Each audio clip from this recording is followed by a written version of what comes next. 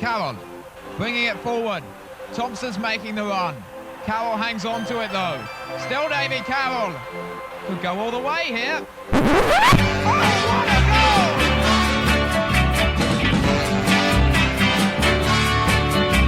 I don't know what it is that makes me love you so. I only know I never wanna let you go.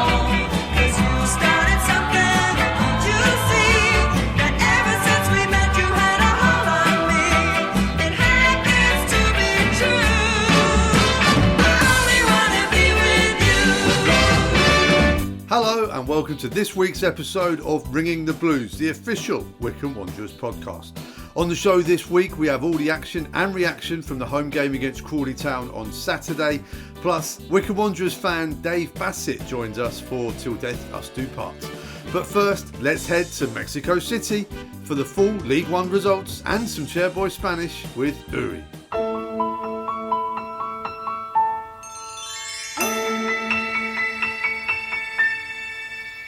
We are ringing the blues from Mexico City. It's me, Uri, and here are the results for League One. Bolton Wanderers 2, Shrewsbury Town 2, Burton Albion 1, Bristol Rovers 3, Charlton Athletic 1, Birmingham City 0, Exeter City 1, Cambridge United 0, Lincoln City 2, Leyton Orient 1, Mansfield Town 2, Blackpool 0, Rotherham United 2, Reading 1, Stockport County 0, Wigan Athletic 0, Wrexham 4, Northampton Town 1, Wycombe Wanderers 1, Crawley Town 0. So, our opponents this Saturday, Stockport County, have postponed our match due to international call-ups. So, Chairboys Spanish this week, a week off for the international break. Okay, so, how do we say week off? Let's concentrate on that. Week off, week, semana. Week off, semana libre, like a free week. Semana libre. International break. International, internacional. Break, paro. Paro, like to stop. So, a week off for the international break in Spanish is una semana libre por el paro internacional. That's it for this week. See you later. Back to England with my amigo Filiberto Cachapollos. Adios. Muchas gracias, Uri. Right then, Crawley Town rolled into Adams Park with a new manager in Rob Elliott. Here's how it happened, and David Wheeler joined us on commentary.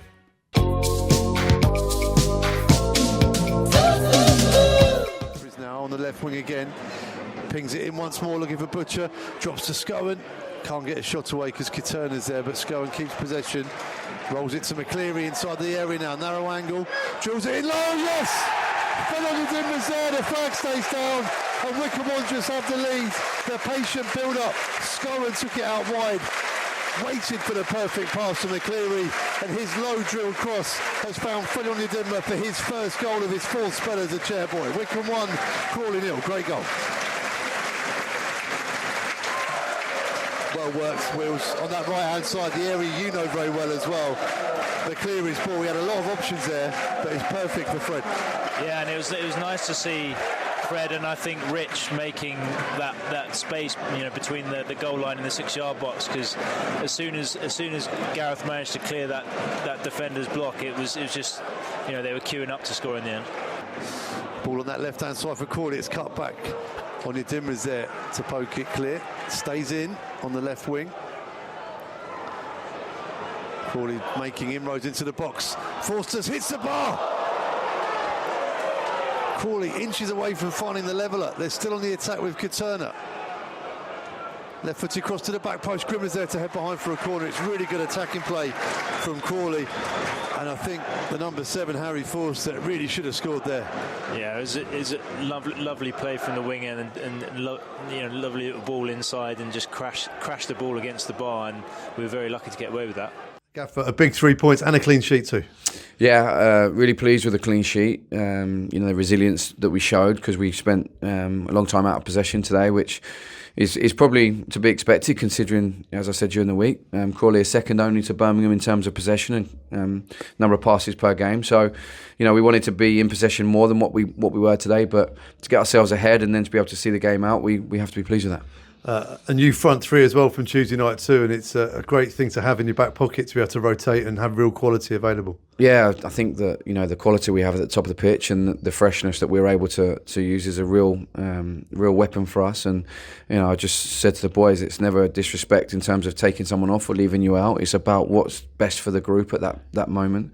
We have some really talented players in the squad, and it's really competitive, and the boys are dealing with that extremely well. So yeah, to be able to freshen that up at the top of the pitch today, I felt was really important, coming back from Barnsley late on Tuesday night, the interrupted sleep and all the rest of it.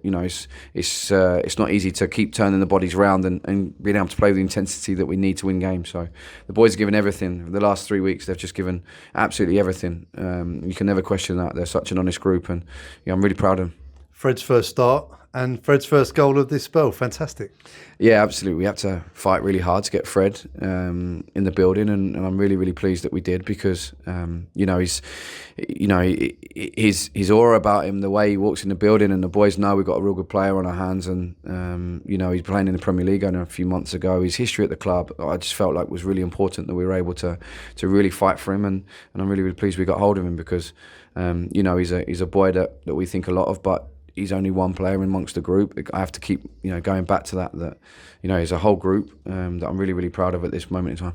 You must have been delighted to see there were players queuing up to tap in G-Mac's cutback. Yeah, G is in elite form, isn't he, at the moment?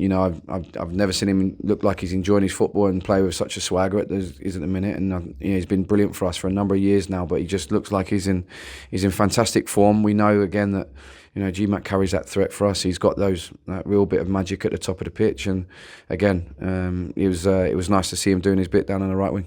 Crawley had their moments as well, though, and passages of play looked a good side. Yeah, they're a very good team, and I think that sometimes it's important for us to keep our eyes on the fact of the facts in front of us. They've had a tough time results-wise recently, but they're a very, very good football team with real good players who play with a real clear identity and pull you about and dominate the ball and recruited as such. So, yeah, I think it was always going to be a tough game for us, especially coming off the back of 7 games in 3 weeks and the late night Tuesday night, and how we prepared for that was really important. So it was a real tough game for us today, and I know Rob's going to do a great job there. I think he's a great guy and full of respect for their Crawley as a football club, and I think it's a great appointment in Rob, and I'm looking forward to see how they do the rest of the season. The fans were buzzing to look at the table at the end of the game. I know it's early days, but up into the top 6, and it's a good sign.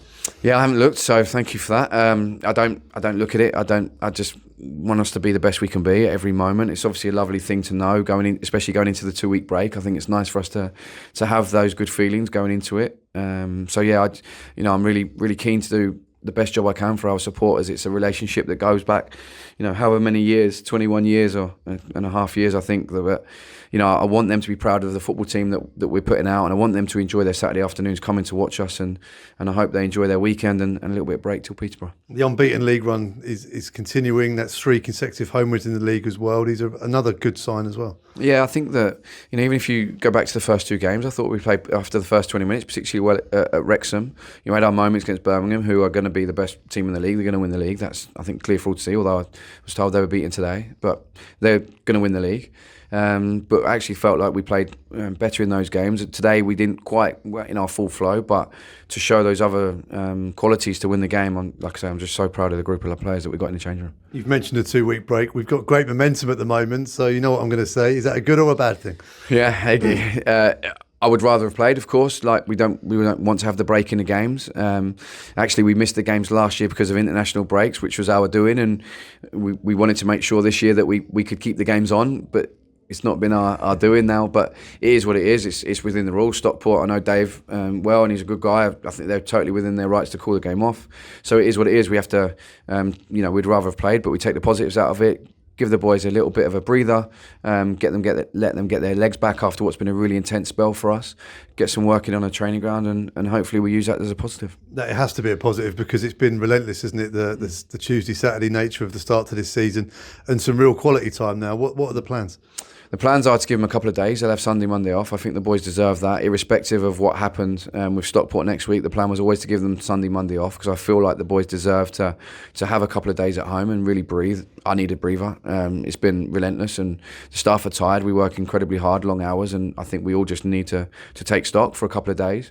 We'll be back in the building Tuesday to work during the week, and then next weekend we can have Saturday and Sunday with our families and really refresh and look forward to working hard again leading into Peterborough. It's not a rest. It's not a break. It's about doing the right amount of work that gets us ready. But listen, I think the boys deserve a couple of days at home.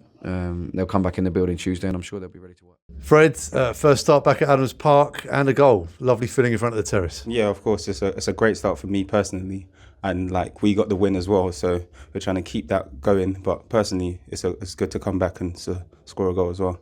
Talk to me about the goal as well, because there was a few players queuing up to get there. You see it? Yeah, there was a few lining up. I see Rich, but I was lucky to be in front of him. So GMAC does what he does, and just easy tap in for me. You say GMAC does what he does. He keeps doing it as well. And, you know, I'm not going to say his age on here, but he's had a phenomenal start to the season. No, he's been amazing. He's a real uncle, as we call him. But I don't know how he does it, but he's a real important player for us. Uncle G had several options there, but he put it in exactly the right space. Yeah, I'll thank him later for it, but yeah, I'm grateful for the goal. You've made a couple of exciting appearances off the bench, and then your first start today as well. So things progressing well at Harlington. Yeah, of course. Like I've obviously didn't have a proper pre-season, so it took a bit of time to get me straight back into it. But the boys have been doing well as well, so it's not just about me; it's about the team as well. So I'm just delighted to do what I can do for the team as well. And how have you found it now settling back in? Obviously, there's been quite a bit of change since your last spell at the club. Settled in well? No, it's different, but it's really good. I'm just delighted for the boys. You could see what the gaffer and Dan are trying to do here. So hopefully onwards and upwards. And that's 3 consecutive home wins in the league. We're up to 5th in the table now as well. I know it's early days, but good signs. Yeah, it's good signs. But we know ourselves. There's still work we have to do and keep working and putting it in training and match days and just keeping our head down and trying to get better. And there's a lot of competition, especially in those front 3 spots as well. So, you know, you've got to keep performing. Yeah, of course. And the thing about the boys as well, everyone wants everyone to do well. So there's a lot of competition. I think it's healthy competition as well. So a great vibe about the place. Yeah, of course. Yeah, it's always like that. We've got a week off now because the Stockport game is going to be postponed due to the international break. And with us being on good form, I guess, is that a problem for us? Because it's momentum, isn't it, sport? You can see it like that, but I think with the mentality that the manager has and with the boys, we're not going to take it for granted. We're always going to keep our head focused on what we have to do next and prepare right. And it gives time for preparation, time at the training ground as well. And it's been a hectic few weeks. Yeah, it's been very hectic, but like you can't say how many games has it been that we've played in the a lot. Yeah, a lot. Yeah. But yeah, I'm just happy that we've done well and we've got a bit of time off, but it doesn't stop the hard work. So yeah. Fred, great to see you back out there and scoring goals again. Thank you. Great to catch up with the gaffer and also Fred Onyedinma, fresh from his first goal in his 4th spell as a chairboy. But what did the Crawley Town fans think of the game? They had a new manager in charge for his first game, so I'm sure there'd be understanding, right? Right? FFS. I'm going to call it now. That was the worst performance of the season by some distance. An absolutely terrible display. We even managed to neglect the good parts of our game. We looked like a clueless rabble. Slow, aimless play, turgid to watch. We've scored 1 goal in 7 games from open play. I'm not sure how we overcome our inability to score. It's not like we're creating chances and missing. We rarely even create an opportunity. We just don't threaten teams or create enough chances. I hate to say it, but I think we're out of our depth. Aussie Red. That was a poor game between 2 average sides. They had a couple of cart horses at the back, and yet we never got into situations where we could run at them and make things happen. They did press up high, resulting in many long balls from us, which Swan was never going to win. Although when Shounmi came on up front, he was able to win a few. Peas Pottage. Please refund every Reds fan at that game, because that was a pile of dog mess. It really was. Let's not dress it up like a Cumberland sausage. It was the worst I can remember for a very long time. I doubt their keeper needed a shower. He barely had to move. If that's the best organisation you can do, Rob Elliott, you are taking us down. It's not like Wycombe are any good, punching well above the weight they are. If we lose to Shrewsbury next week, the fans will turn. I guarantee you that. Stephen Dimmock. I think our new manager has a tough job ahead of him. We're really lacking in quality up front right now. We dominate possession a lot, but there's no point in that if you don't do anything meaningful with it. Josh Faulkner. Every game is the same. We are simply too predictable and too easy to defend against. Nothing up front all game and no one supporting. We need to try two up top, or at least push someone up higher to support. Maybe Shounmi with either Swan or Hepburn Murphy. Trev. We just don't create shooting chances, and therefore we don't score. And if you don't score, you don't win. Elliott has his work cut out with the squad we have to get us firing and winning. Their goalie had one of the easiest afternoons that he will have this season. It was a terrible performance. On the plus side, we should have had a penalty. If it had happened outside the penalty area, I'm sure he would have given a foul. Sooty. The referee didn't realise he could book Wycombe players. He booked a lot of our players just for average tackles and only booked one of theirs because he felt he should when Shounmi and one of their players had a bit of a disagreement. PD. Another defeat and another 6 yellow cards for Crawley. We're on the slippery slope to League 2. Light Blue. It's a mercy that there are other teams down there with us who are performing just as poorly. As soon as we concede a goal, you can visibly see the negative effect on the players. I reckon next Saturday is huge. Adam Guthrie. It's funny how when you sell your entire squad following promotion into a much stronger league, it all goes horribly wrong. Squad gone, manager gone, vibe gone. Fingers crossed Elliott can turn this around. You have to have faith.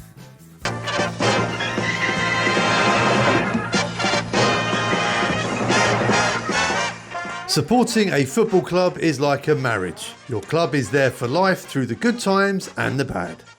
We ask Chairboys fans for their most cherished old memory, their current favourite player, the best borrowed player we've ever had, and for something blue, we talk club merchandise. Dave, I've wanted to talk to you for this feature for a very long time because we're underneath a sign that says "We are Wycombe." To me, you are Wycombe. You were one of the first people I ever saw when I came to a football match. And, wow. You're still here now. Yep. Where did your story with Wycombe Wanderers begin? Well, it actually begins at home with my family, mainly my grandparents. Because ironically, when I was a small boy, I didn't go, which is, you know, if it regret and go back, that's when I would love to. But my grandfather, who fought in the First World War and lost his leg, was working in the furniture industry after the First World War, and he started supporting them, I think, about 1920, right at the start, and followed them right through. And his last game was Reading at home in the FA Cup, which was, what, 75-6? Yeah, it would have been, yeah. Yeah, that game when we lost to Robin Friday goal. and there was a bit of trouble. And it was when that bit of trouble was, he was stood down in the bottom cowshed because he couldn't get up in the seats up there, so he had to stand, and he was right at the front. And it all kicked off, and they came into the cowshed, and young spotty policeman, probably 19 or what was this, when he said, "Oh, get over the wall, get out of the way," and he said, "I can't, I've got a leg on." He said, "People like you shouldn't come to football." And my grandfather, like that, never went again, bless him.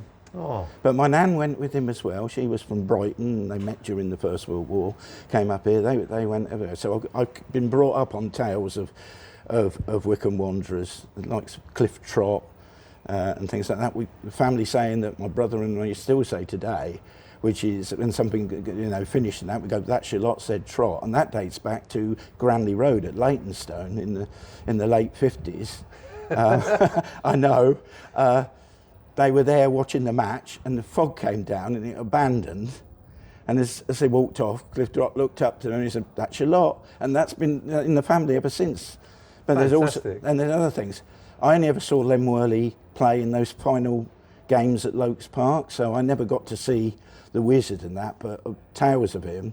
And my nan related a tale back to, I think it would have been 62, Wimbledon's last season in the league. We played them away on a Tuesday night, and they were sat in the stand at the old Plough Lane, and a guy turns around, he says, "Where's Worley? Where's Worley? If Worley ain't playing, he might as well not bother coming." So other teams thought he was brilliant as well. So, but that was things like that. I mean, my mum, she was brought up in Bowerdine Road, lived next door to our old goalkeeper, and when they won the Amateur Cup, the goalkeeper they brought an Amateur Cup medal round there. My mum got to hold it. Oh. Then when Paul Hyde won his FA Trophy medal, he'd heard about that story, and then let my mum hold that as well. So she got to hold the Amateur Cup and the trophy medals as well over the time. So they were always nice things. For me, it was, my first match was little kid, going downtown with friends. "Oh, let's go up and see what's going on at the football." Well, half time, they used to open the gates, you could go in for free. Went in there, and that was Mike Keane's testimonial match. I think it was 68, something like that. So I'd have been 9 at the time. I mean, I know there's a lot younger fans that starting there. My first away game was 1972, Premier Midweek Floodlit League semi-final at Fetcham Grove, Leatherhead. Wow. And it kicked off on the pitch and off it as well, because Leatherhead kicked something and their fans after. So that was it. But I mean, I went several home seasons, only going to a few home games in 73-4 and 74-5, so I missed quite a few of the big games, but I saw, Middlesbrough at home. That was my nan came with me to there. My nan, as I said, she came for a long time. That her last match was 1982 semi-final against Altrincham, where I had to, because I was helping in because I helped in the T-bars from 1986 to 1990. Wow. Running the T-bars. There was about 6 of us. Renner was one of them as well. We all ran the T-bars for years and years and years with the old supporters club. Of course, when they moved here, they all got franchised out and they didn't want us anymore. So when my nan moved in 85, she donated her old oven cooker to the club, because the one that the club had broken, so we had that in there. So that lasted another 5 years at the ground. It made it here, but then went at the scrap heap with all the other old bits and bobs that came up from Lokes Park, which is sad but understandable. So this goes right the way back. Your family and yourself, you're steeped in Wycombe Wanderers. You are Wycombe Wanderers, really.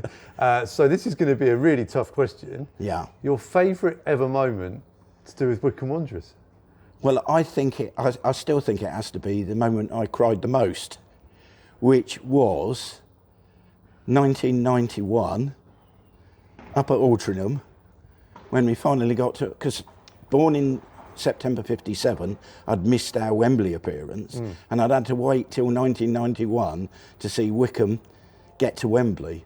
And that still lives in my memory long. And that goes, there's another little bit in there if you want the favourite player that you thought we should have signed but never did. I've got one of those as well. Okay, well, we'll get to that in a bit. But that game at Altrincham, it's often said by people around at the time, and this was just when I was getting involved as a supporter as well, that was the start of the glory era under O'Neill. Might be the glory era under O'Neill, but that's not the start. I think the start was having been relegated out of the Goaler League in 85-86, which was gutting, because it was a stupid point where it was 2 points for a home and 3 points for an away win, and we missed out by 1 point, and that was really sickening. It was the next season, 86-87 season, back in the Isthmian League. That was the kickstart for it all. Wonderful season, Noel Ashford, the likes. But I can remember so many games from that, which was brilliant. But it's that the turning point was the Monday night down at Bognor Regis, Nywood Lane in the fog. There were about 800 Wycombe fans down there. I went on the supporters coach, didn't come home on it, and came home with a friend because we spent about another hour and a half celebrating in the town. It was wonderful. But that was such an game. We missed a penalty. We went 1-0 down. We equalised, and then the guy who was giving us grief all game headed it in right near the end to give us the win. It was an own goal that gave us. I remember the picture of Noel Ashford going at him. It was absolutely brilliant. And then right at the death, I say, of course, some people want to get on the pitch and celebrate. There was one police special, and I thought, he's going to grab someone. He's about to grab someone, and it was actually my friend, a very good friend of mine, he grabbed hold of. We just all belted over because he got hold of him, and then he turned around and says, I don't think so.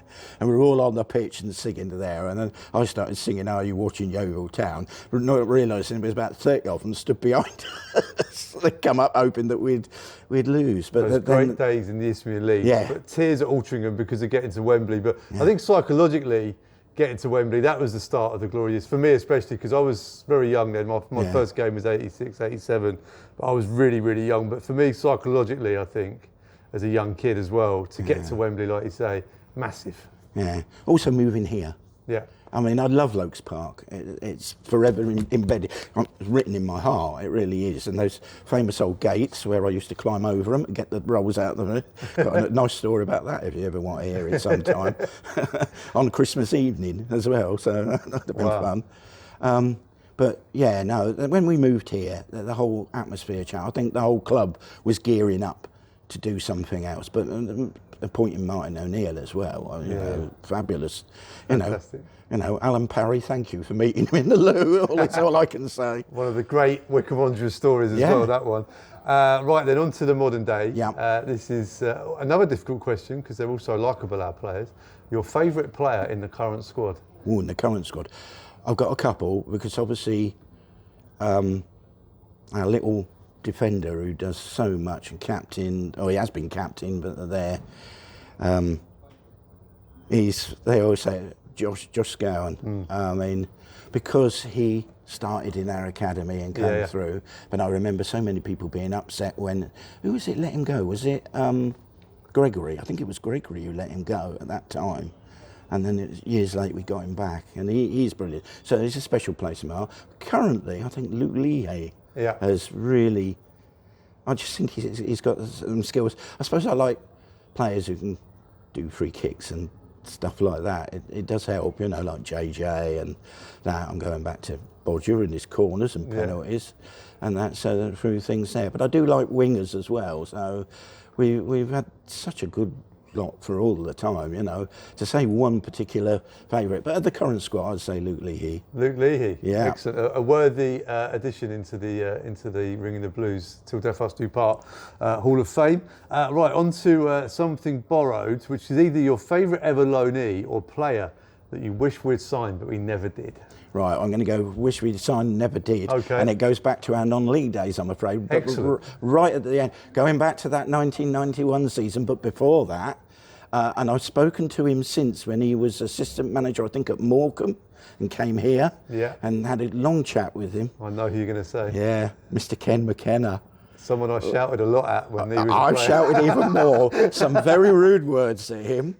Some of them, when in later life, you know, I can say now, Fat B was some of them at Altrincham. He always seemed to blooming well score against, but that trophy semi-final when it got sent off was absolutely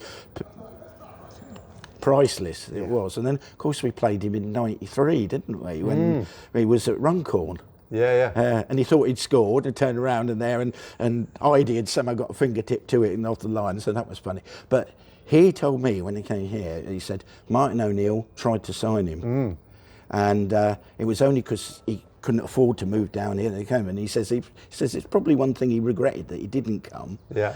But he says one thing he remembered about that '93 final most of all was coming out of the tunnel, and there was like. He seemed to him 30,000 blue foam hands with all written on in big felt pens, rude word, off McKenna. And that's what he remembers the most about it. So it's, so he was a player we loved to hate. And again, going back to when he was at Altrincham, was it Moss Lane, isn't it? Moss Lane? Yeah. They were there. He'd transferred to Barrow before there. And we got there and on the channel, and Ken McKenna would like to send his love to all the Wycombe fans. Fantastic. So, so he's the one, I think, there. I mean, in here, I've got one player that I wanted to sign back there, which is the 91 programme. And that was, in fact, the other two players that I'd have liked to have signed back then both ended up playing for us for a short while. Steve Thompson from Slough, and the Kidderminster player, Kim Casey. Oh, yeah. And that you wanted them before they signed for Wycombe. So maybe Martin O'Neill was reading your programme, thinking, this Dave Bassett knows his stuff. I think everybody there at that time would have liked either of those players in there. I mean, I was at Kidderminster that evening game when he scored loads of goals. I think we lost 8-1, 8-2, something. It was a hell of a score. I remember that. I mean, we cheered if we got a corner that night. But every time he blooming scored, and it says, another club record for Kim Casey. We're going, oh, mutter, mutter, mutter. Here we are. Well, Dave, we're on to the final question. Something blue. Now, your idea or something you'd like to see back in the club shop? Yeah, well, it's not been in our club shop because this is bought elsewhere, but I'd like a version of this shirt, which this is a replica there. Yeah. And this is from, I think, the 75, 76 season when they had from them. But this shirt hadn't changed for many, many years, just plain blue with the WWFC. But I'd like the one that had the Rothman Isthmian League champions, 74, 75 on it, the one. I can remember them coming out in that shirt.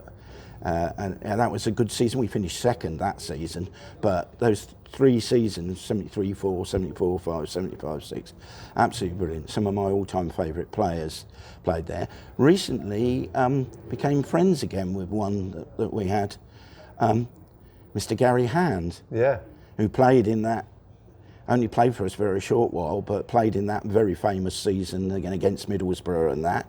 He played for Hendon against Newcastle as well. He is in a band these days. Is he? Yeah, and he played at Marlow Beer Festival a couple of years ago, and a friend of mine posted, said, do you recognise this person? I said, yes I do, it's Gary Hand.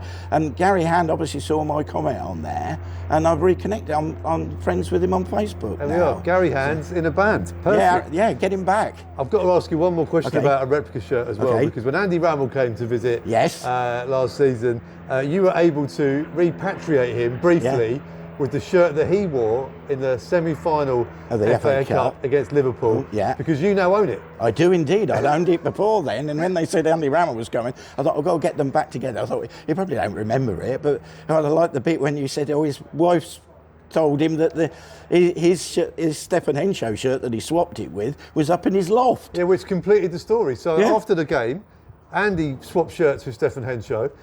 Henshaw's shirt is in the Rammell's loft. Yeah. And Andy Rammell's shirt is now with me. The question is, how did you get hold of it? Right, well, just by chance, I was skirting through the interweb or whatever you like to call it these days, just looking, and there was some old shirts for ex-players' shirts for sale, etc., etc. I was scrolling down, I thought, well, that's one of ours, and I thought, it's a semi-final shirt, Andy Rammell's. And what had happened was, Stephen Henshaw had decided to get rid of a lot of all the shirts that he'd collected over the years and sold them all to one company. Yeah. So I've got a letter saying that it was, that it was definitely from there, and it is. But Mr. Rammell signed it as well, and he confirms that it was his shirt. So, and I've got another connection with the shirts from that semi-final, because when we played Burton Albion last game of the season away, after the game, I went to the Bubble Inn at something Le Clay. It's Barton Le Clay. Barton Le Clay, just Yep. down the road from there. He owns the Bubble Inn pub. And he runs that. He's not that interested in football these days. Got a few things. Got his. I think Is this it's Martin Taylor? Yeah. Ah, right. Got yeah. his goalkeeper shirt from, I think, when he played for Derby at Wembley. No, Wycombe shirt. And I thought, well, you got a Wycombe shirt. He said, well, I had to give my proper shirt to their goalkeeper. And I didn't want to. I wanted to keep it. So they're there, and I think he'd given away the one. So he got the one that wasn't worn, and the other one there. So he was a bit upset with that, and he's not there. But he doesn't. He's not that interested in football. Although he's happy to see any Wycombe fans and that count there. But it's interesting where these shirts gone, because I think another one, another people's old shirt, Paul McCarthy. His shirt's in a pub in Cork, I believe. You know, so they get about, but it's nice to get one back at least, even if it's not here. I mean, my son came to football Tuesday night, but I can't get. He lives in Northampton, so it's a bit difficult to try, and he works a lot of Saturdays, so you get him over here is a bit awkward. But I try. I do my best. He's been to Slough. He's driven me to Blackpool. So It's all happening. Dave, Yeah. it's been a real pleasure. I feel like I could talk to you for hours and hours Well, I've and got so hours many- so about many Wycombe tales. Wanderers. Yeah. But it's been wonderful to chat and get your lovely memories. They go back, I think, 1920s. That's fantastic. Thank you, Dave. you're welcome.